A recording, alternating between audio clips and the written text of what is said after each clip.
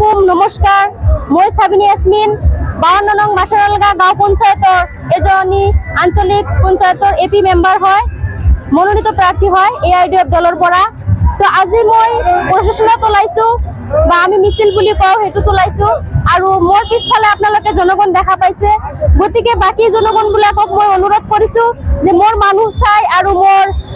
দক্ষতা বা সকলোখিনি বিচাৰ কৰি আপোনালোকৰ মহামূল্যবান ভোটটো মোক দিব বুলি আশা ৰাখিছো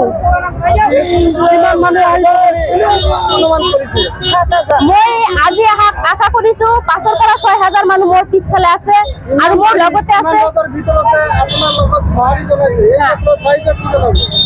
মই সকলোখিনি ৰাইজক মোৰ আন্তৰিক ধন্যবাদ জ্ঞাপন কৰিছো কাৰণ সকলোৱে মোক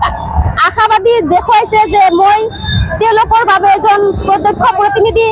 হিচাপে মই যোগ্য বুলি মই অনুমান কৰি আছো কাৰণ মানুহে যিখিনি মোক সহাৰি জনাইছে আৰু ইমান ৰ'দৰ মাজতো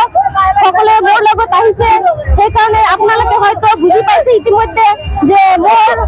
ইমান ৰাইজ আপোনাৰ লগত যে ওলাই আহিছে নিস্বাৰ্থভাৱে আপোনাক ভাল পোৱা দি আছে আমি দেখিবলৈ পাইছো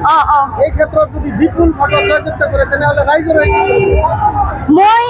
আপোনালোকক এই পৰ্দাৰ মাজেৰে জনাব খোজো যে মই নিস্বাৰ্থভাৱে ৰাইজৰ হৈ কাম কৰিম আৰু ৰাইজৰ পৰা মই ভাল পোৱাটো আশা কৰো ৰাইজে মোক ভাল পাব বুলি কাৰণ আপোনালোকে ইতিমধ্যে বুজি পাইছে যে মোক নিস্বাৰ্থভাৱে ভাল পাই আছে মানুহে আৰু মোৰ লগত আছে আৰু মোক আগবাঢ়ি যাবলৈ সহাৰি জনাই আছে।